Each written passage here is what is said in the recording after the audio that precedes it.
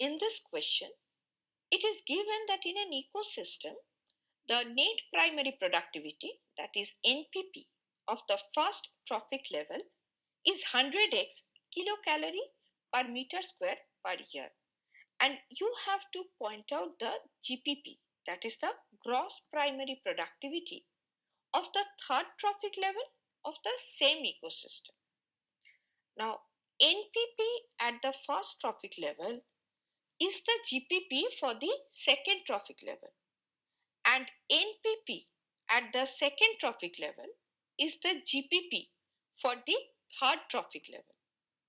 And we have to take into account that the energy transfer between trophic levels is 10% efficient, meaning only 10% of energy is passed on to the next level, while the rest is lost as heat or used in metabolic processes.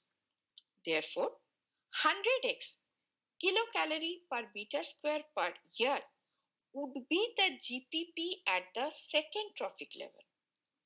And 100x into 10%, that is 10x kilocalorie per meter square per year, would be the GPP at the third trophic level. Hence, the correct answer is option A.